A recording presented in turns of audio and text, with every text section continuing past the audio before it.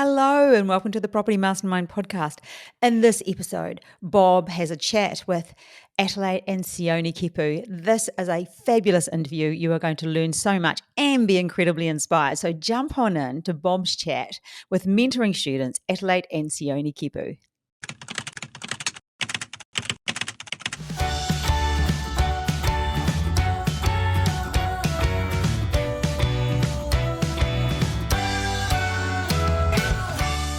Hi everybody and welcome to another Property Mastermind.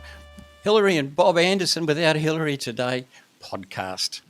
And today I'm really looking forward to because we're having a bit of a chat with two people in our mentoring program, Atelaite and Sione.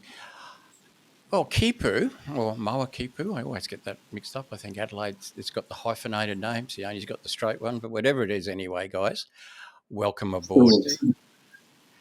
Thanks, Bob. Thanks, Bob. Okay, so just from an interest point of view, because people love to find out a bit more about people, your ancestry, where does it go back to? First of all, Bob, thanks for the opportunity to be here today. We're very excited. And to start off, our parents, they're from Tonga. And my parents, they moved over to New Zealand way back in 1989. And so I grew up in Auckland. And then fast forward to 2009, I decided to come over here to pursue my rugby career. And we decided to make Australia home. And the rest is history, and here we are. Well, I'm glad about that. What about yourself, Adelaide? Yeah, my parents are also from Tonga. They immigrated to Auckland, New Zealand, where I was born. And I did all my formal education there at university. And when I met Sione, he was still playing professional rugby at the time. And he decided that it would be a good idea to move over to Sydney because it had more opportunities and he could continue his rugby career. And when we moved over here, we loved Australia and we decided to make it home. So Tongan background as well. Yeah, well, I'm glad you made Australia home. Anyway, that's made it easier for us to meet. May not have met you if you'd stayed in Auckland. And so your property journey, you're obviously in love with property, as I am. Some people start straight into property development. Some people think they have to go, the investment, the reno, work your way up into property development. It doesn't have to be that way, of course. But what about yourselves? I have to ask this for Hilary's sake because she's a renovator. Did you do renos and sort of think, oh well, I think I'd have to graduate up to property development, or do you bypass renos? Very good question, Bob. I think I'll start off this one. I think back in 2020, I think, Bob, Adelaide came home one day and she said she's done 10 years at her current job and she wants to change up her career. And then she asked me to come with her and get our real estate licenses so that we can try out being a buyer's agent. And then being in that space, we came across property development. We actually came across 5 other educators.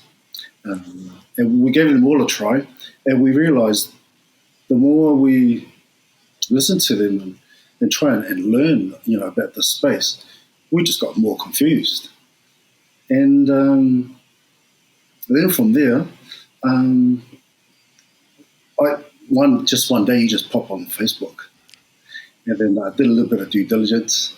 And then I gave Hilary a call and you guys got back in touch. Then I realized that you had educated all these other educators. You taught them.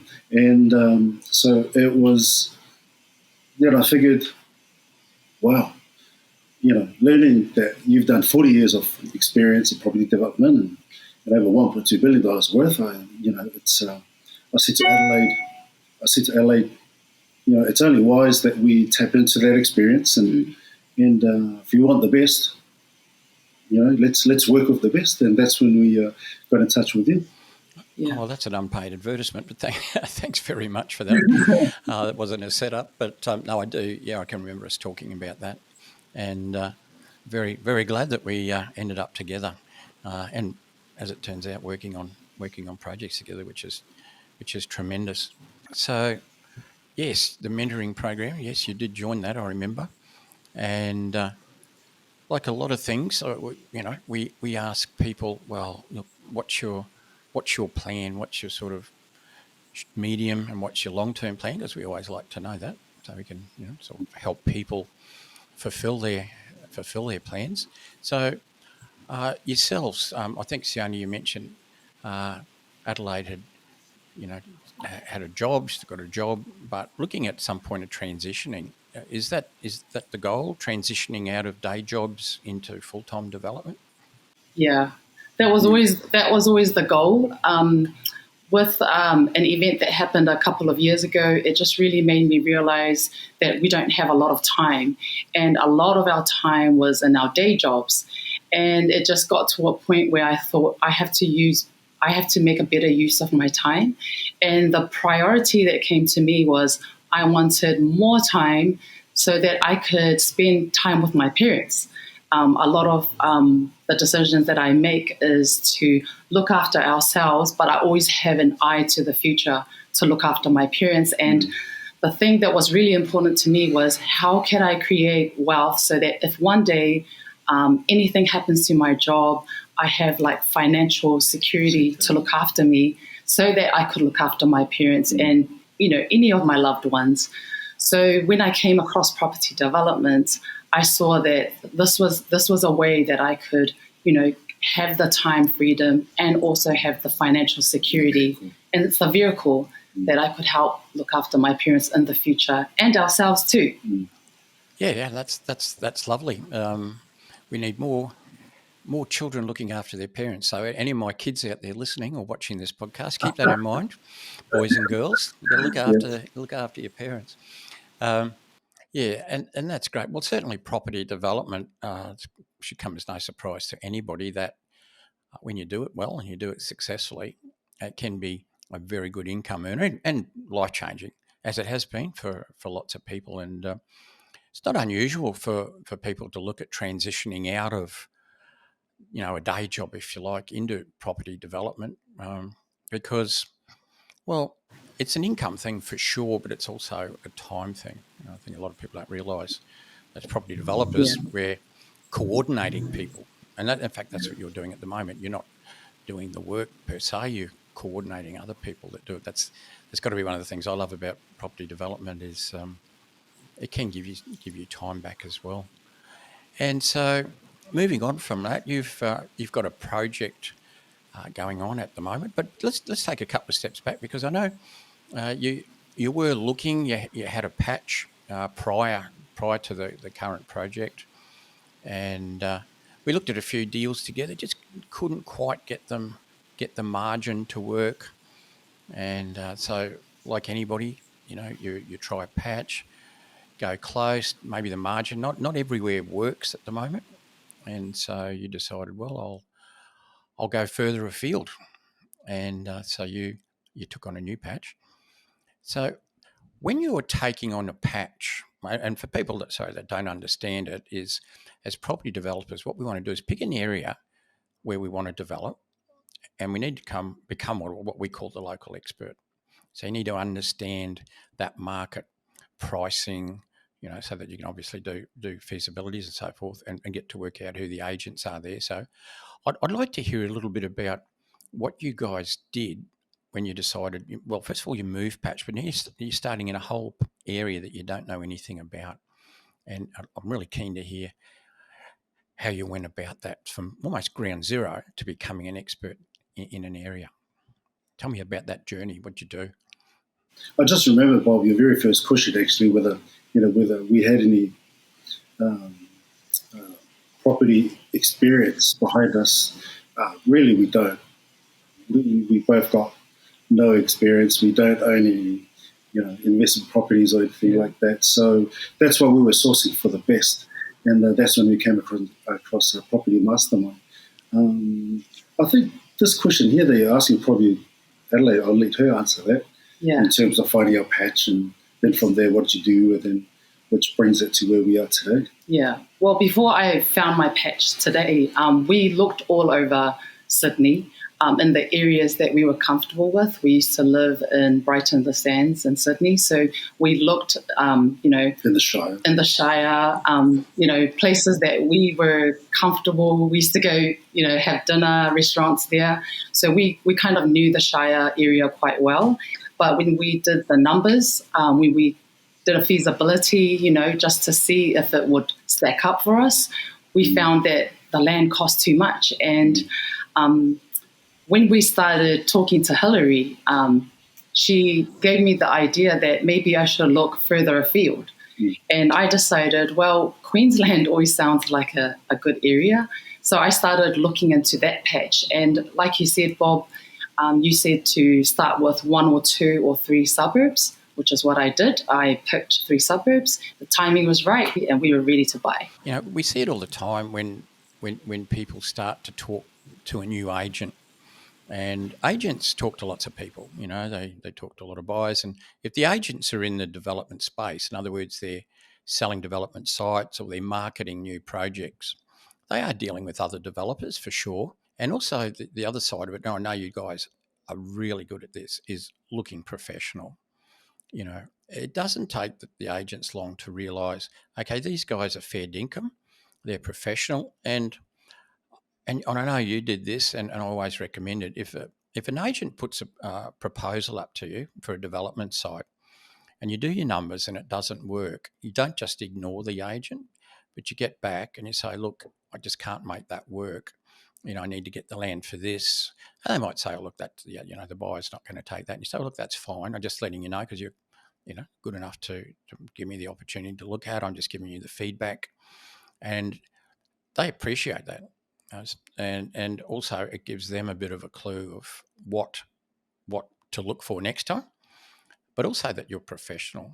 And I think if an agent sees you as professional, and also obviously you set up some rapport with them, and I know you guys have done that with more than one agent, that is a key, and you don't just ignore them when they don't put up a good deal, because as we all know, we end up throwing more deals in the rubbish bin than we ever do, and therefore you need to maintain those relationships.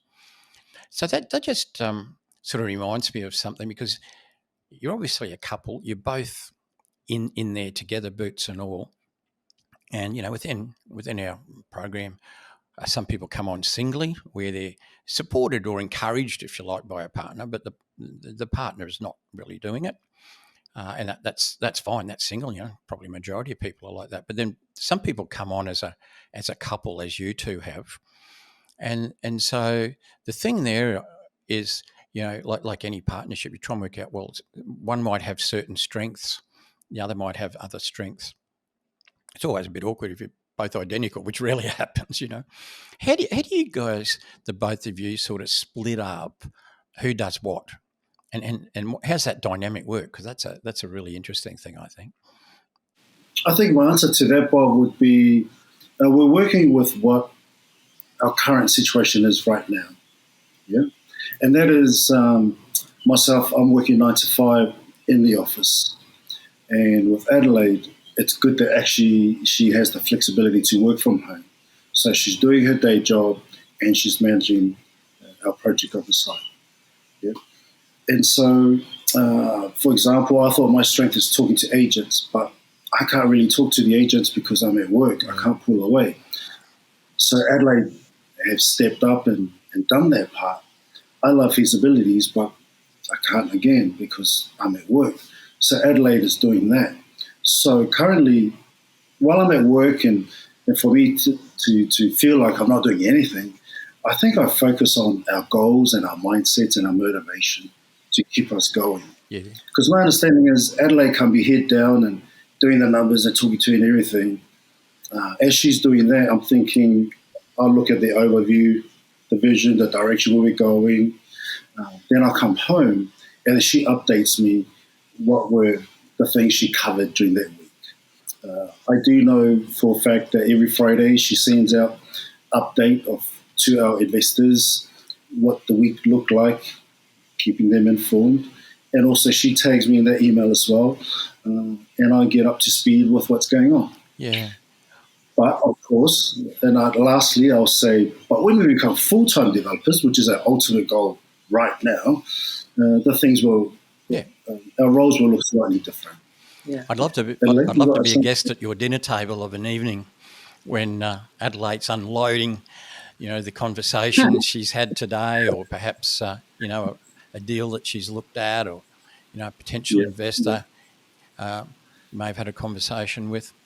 So I reckon it'll be a pretty interesting conversation. So You're there, Bob. You're invited. Yeah, you're I invite invited. her. I'll come around for dinner. I'll jump on a plane and come down for dinner. Yeah. Better the same. I know I'm always, So go ahead, Bob. I know I'm always welcome. So you're working on a project at the moment, and it's quite an upmarket project. High standard of finish, high standard of design, and I know it's one that you're going to be very proud of. Um, and so dealing with consultants, obviously, when you're constructing, initially, you're looking at it, you're crunching the numbers, and I guess Adelaide's, on the feasibility calculator, punching away there. But then dealing with the consultants, initially surveyor, architect, town planner, they're the main ones, the landscape architect, of course, and then in for the development permit. Adelaide, how have you found dealing with consultants? I know there are some female consultants you deal with, they're probably majority male, not that matters. I mean, you got a male partner there, so no, communicating with males is hardly too hard. But how have you found dealing with consultants? How have you found that? Yeah, the consultants, I found it really, I found it such a great experience because when you're an employee, everyone's just doing one job, you clock in, you clock out. I found working with the consultants was really inspiring because they love what they do. They are an expert at what they do. And because they also work with other developers, when I'm consulting with them or I'm talking with them, they're really quite helpful, especially if I say to them, hey, I'm not sure about this. Is this what I'm doing? Is this what I'm supposed to do here? Should I take action? I find them really helpful because I think they also want to do a good job. They want to do a good job too. So it's beneficial for them when we do well in our project. So for me, it's been such a great experience, Bob. How about your confidence?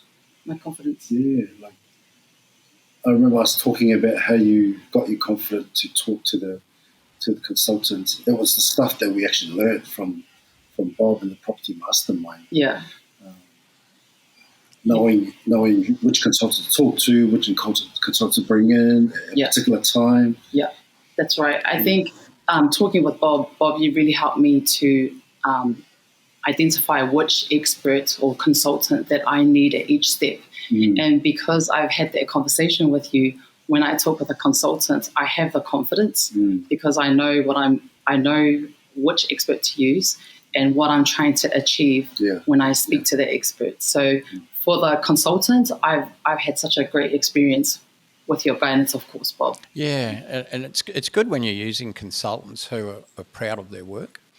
I mean, it's probably a little bit different for a structural engineer because their work's all drawings and calculations. But architects for sure, landscape architects to some degree, planners, and interior designers as well.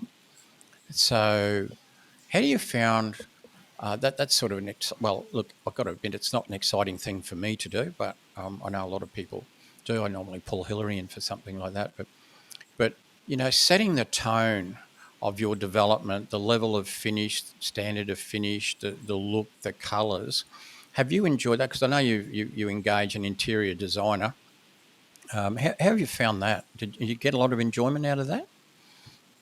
Oh yeah, absolutely. Like they're basically doing all the heavy lifting, which is the part that I really like. I remember talking to the interior designer, and she picked out everything, and then she said, I'm going to put it all together. And to my understanding at the time, I said to her, so where to from here? And, do I need to go into Bunnings with a wheelbarrow and pick up everything? She said, no, just leave that up to me. And I thought, oh, okay. All right. So, it's little learnings like that that means a lot to me. Learning, each step of the process, and then in my mind, I can see from start to, well, we haven't finished our current project, but where we're up to so far. And so I have confidence in going into the next project because I know now what to do and how to utilize these consultants. Really, all we're doing is managing the process and managing people. That's all we're doing. I've heard that before somewhere.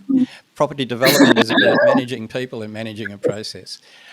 You definitely make property development easy, Bob, and I know that's the slogan for Property Mastermind. Definitely. Property development made easy, yeah. But look, you have to be on the ball. Let's face it, it's not something that you can take lightly. Property development, it's a serious business. There's a lot of money involved. The idea is to make good money, of course, but do it wrong and you can lose money or lose profit even. And I know you guys do too. You take it very seriously. I can tell by the myriad of emails I get from Atelaite during the day that I know absolutely everything you're up to, about almost on a minute by minute basis. So, which is good.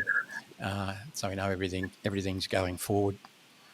And so, this particular project that you're doing at the moment, what you've done there, and you can talk a little bit more about it, is you've had a concept of what to do on the site, and then you've engaged the architect, but you've also pulled in the builder because you'd had quite a lot of discussions with builders and you worked out the builder you want to use. And you've also chosen a real estate agent who's had some success with a similar sort of product in that area. But you've pulled those people in prior to the development, lodging the development permit, which is interesting. So you've got the architect working up the design. You've got the builder looking at the design for, obviously, to keep it functional from a cost point of view. Not let the architect run away with fancy stuff that costs a lot of money and doesn't give a return. Not that the architect you're using would do that, but also the marketer, and you're incorporating the opinions of the marketer into the design as well, because that's the agent, that's the person who's got to sell it. I think that's a good way of going about it. Tell me about the dynamic of that, dealing with all those three people and keeping them on sort of balanced and moving forward. How's that been? Adelaide, you want to touch on that? Yeah, I think firstly, what I found really great about the consultants, the architect and the builder that we chose, is they have a really good relationship. So thanks to social media, we can go on to see what their works are. We can see the architect that we've chosen. We can go and look through his social media, all of his designs, and they tagged the builder that we have chosen as well. So what we did was, there was one time we had to meet these two consultants on a separate meeting, and through going through social media and knowing that they get along, they said, "Hey, why don't they're buddies? Why don't we get together and have a chat? So that way we can kill two birds with one stone." Yeah, that's it. And that's been helpful for us because during that meeting, the architect would explain to us, this is the design, and then the builder will come in and say, yes, this is going to fit your budget. I think we can. So they would problem solve right in front of us, and we could see in real time, like, he's going to design this, he's going to build this, it's going to be within our budget, and that just gave us confidence, that this is a great strategy to get them together. So we also can see that if they're working together like that, that's hopeful. It's good to see that they get along. Yeah, no, it's good. It's a little bit like design and construct, except that it's not the builder basically, pulling all the strings. You're coordinating from the top, but you've got those three critical components: design, buildability, and marketing. And so your agent, during these conversations, have they come up with some ideas in terms of what to do or what not to do, so that you end up with a product that's really marketable at the end? Yes. Yes, we also met up with the agent as well, and he gave us his ideas because obviously he's on the ground. Every weekend he meets potential buyers. They tell him what they like, and so he gives us that feedback, and then we took that feedback to the builder, to the designer, and the builder.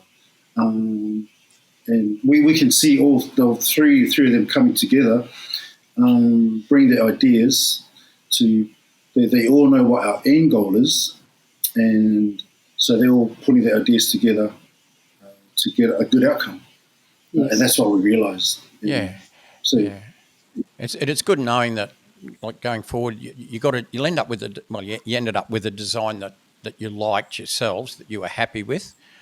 And look, that sometimes requires giving a bit of a nudge to the consultants. I don't recommend you just put 100% total faith in them, although they're certainly trained to do it. But, for instance, if you think a design might need a little bit more pizzazz or whatever, then obviously as a developer we need to say, put in a bit more pizzazz or whatever, or perhaps even with your interior designer, perhaps either lift the standard of finish, or sometimes if they get a little bit too carried away, you might have to sort of tone it down a bit. But so you got the developer in there, the ultimate arbitrator of things, but relying on the expertise of those professional people. And that, to me, that's the fun part of property development as well, is dealing with these people, but steering it to where it has to go. And so I think that's worked really well on combining those three in the early days to get it up to where you want it. And so that's a good project. I've seen the plans, obviously I know about it. We've worked on it together and looking forward to that winding out. But your model is to work with investors. So you are the developers, and so you find the sites, you analyse them, you throw them in the rubbish bin, as we regularly do. But then when you find one that works, the numbers work, it's a good deal, then you bring investors in to that project together as a form of joint venture, where you do the work using all your IP, the smarts that you've learnt, the connections that you have, and then the investors tip in the equity requirement, and obviously it's funded by a financier from that point of view. And so this current project, you've got investors in that. Tell us a little bit about that, about the investors side of it. The investor side, just talking about the relationship, Bob, or just how we came across. For instance, you've got two investors. Sometimes Yes. you're going to do a project, you'll have one, you've got two. So what about the communication between yourself and the investors?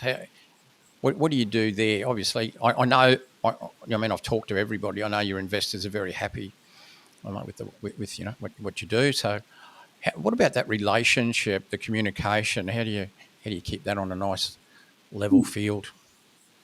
Yes. So obviously we had two investors because we originally wanted one investor, but we needed more capital, so we had two investors.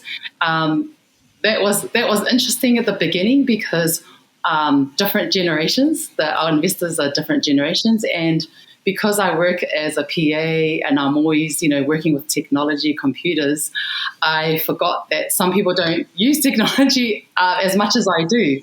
So I would send emails to both parties, as I usually do, telling them, asking them important information. And I found that one investor, he didn't quite get back to me quick enough. And he would find out an email probably a week after I had sent it.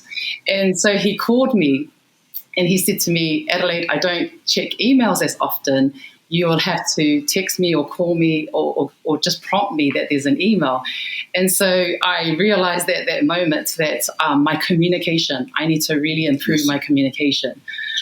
And so obviously I've never worked with investors before, so I thought I'll ask him, how would you like me to communicate? And he would tell me, and I'll make a note of it. And I thought, okay, So every time I have something important to share to the investors or I need information, one of the guys, he's on his emails all the time, so I don't need to worry about him.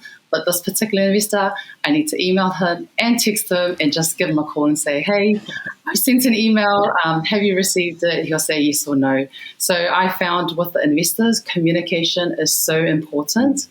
And if they have a question for me, to make sure that I answer them straight away. I want to give them confidence, that I'm not ducking and diving. And because I've got the 9-to-5 job, if I can't answer something straight away, I'll just give them a quick acknowledge it, quick text and say, hey, I've received it. I'll get back to you as soon as possible. So that's important. Communication. Keeping them in the loop, answering their questions if they have one. Yes. And if I can't answer it, just letting them know that I will get to it as soon as possible. And I found that in the beginning it was a little bit rough, just trying to figure out people's personalities and how they communicate. But as soon as I found out how they like to receive information, it was so easy from there. It's just knowing who I'm talking to and making sure that I deliver it in a way that fits them. Yeah. That's tailored to them. Yeah, probably Hilary's personality profiling can help too.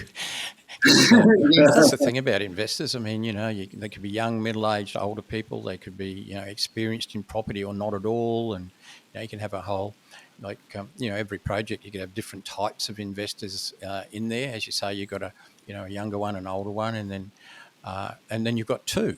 The next project you might have one, and who knows? So. But that's good if you can adapt like you have done to get the communication sorted, because that's very critical when you have investors to keep them up to date. And I know you do, which is really good. The other thing is with investors, of course, is if you have a good experience, or they have a good experience, everyone has a good experience, and they can move on then and do another project. But by the same token, as developers, we like to get a couple of projects on the move as well. While we're doing one, we can certainly bring in another project or two. And so, like a lot of developers, who, if you're using that model, then you're looking for the right type of investor with the right attitude. I know you guys have got the right attitude from the developer's point of view. And that's, what in our community, that attitude that we engender. It's not a matter of who can give me some money, where can I get some money. It's a matter of that you're in a unique position because you have the knowledge and the ability to do something that can make a lot of money. The average person can't. The average person really, most they can do is work a job. And yes, certainly salaries vary, from a little to a lot. But as developers, we can make, done properly, quite a lot of money without putting in too many hours during a week, and so from an investor's point of view, let's say a passive investor, because that's what we're talking about somebody who puts the money in, they get reported, but they're not doing the work. That can be life-changing for an investor as well, that they could make a substantial, well into the six figures profit from doing almost nothing in a way. Like certainly they have to put the capital into the equity into the project. But beyond that, their workload's very little, maybe reading some reports and making a few phone calls and emails to you, but it's a lot of money for the amount of work that an investor has to do. And so I think, I know you've got the right attitude towards investors, and it's good investors understand that they can do very well. They have to choose the right sort of projects and the right people to do projects with. We find that quite a lot because like people are in the mentoring program. Obviously, I'm looking at the project with them, so they sort of get my experience as well as the other developer. So I guess you guys are looking also. You're always looking for deals, but you're looking for investors, as you should be, as you've been trained to do. And part of that is, being professional and having a good website and having a presence as well on the platforms. When I first saw your website, I thought, wow, what a great website, but what a great photo of you too. So just tell me give me your website address, for those that are listening, so that any listeners out there can have a look at your website. What is it? Our website. So it's envisionproperty.com.au. So it's Envision, but without the E. So the letter N, vision. Yes.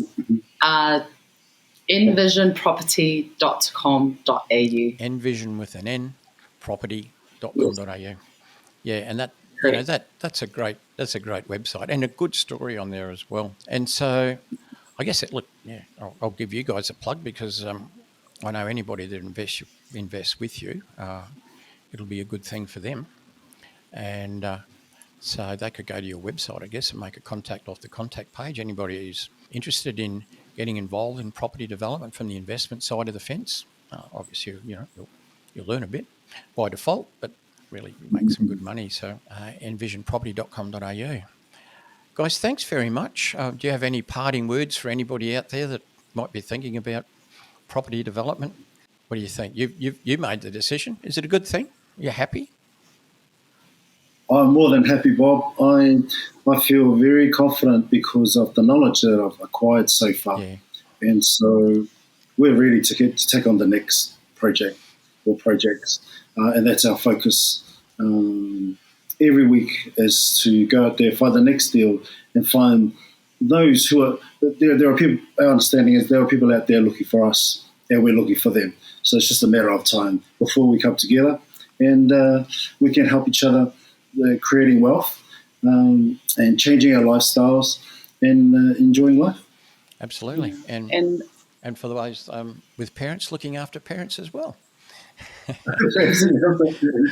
Yeah, I think for myself, property development, because as I say, we want to create wealth, we want to create time so that we can spend it with our loved ones, and it's changed our lives, not only obviously in the financial, if done right, it's going to help us in the financial side, but just being in the community as well, being with other people, like-minded people.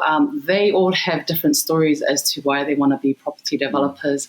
But the education and the learning that we've received from you, Bob, and Hilary, and other people's stories, it's like a community of go-getters. And they say that, success breeds success. Yep, so right. As we're in the community, we feel inspired, when we're feeling down and we think, oh, this is really, really hard. There's other people in the community that have kids or have a busier schedule than us, and they are reaching their goals, and that really inspires us.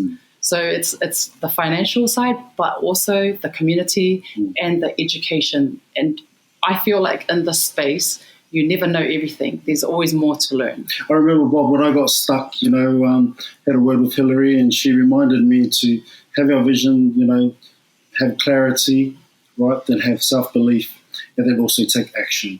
Have, weekly action down to everyday action. And as you take each step action towards your goal, that's how you gain confidence, and you're keeping that flame burning, So I want to say thank you as well to Hilary for that side, and for yourself, Bob, for the technical side of property development. As we learn each step of the process, that's how we gain a confidence, and we feel competent. And so that gives us all the confidence to go into the next project. And we always say that the best is yet to come. Well, I'm looking forward to working with you on your next project as well. And so there it is, envisionproperty.com.au. Line up. Guys, thanks for coming onto the podcast today. I really enjoyed it. We do plenty of talking, but it's good that we can share this, share the conversation, share the podcast, of course, because it's hopefully encouraging to other people as well. I'm sure it is. And so we'll catch you shortly. I'll see you at the workshop, actually, pretty close by. And I'm sure I'll read 100 emails in the meantime in the next 2 weeks. So I also forgot to say, Bob, that property development, quality education and mentoring is so important. And that's why we chose you, because of your experience, your proven track record, and your active developer.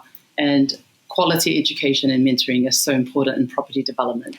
if you're going to pursue it. Well, thanks very much. And I chose you to be in the mentoring program because I knew you'd be successful and I'd enjoy working with you. There you go. Give you guys back a plug. Okay. So that's a wrap for this podcast, and I'll catch you all very soon. Bye now.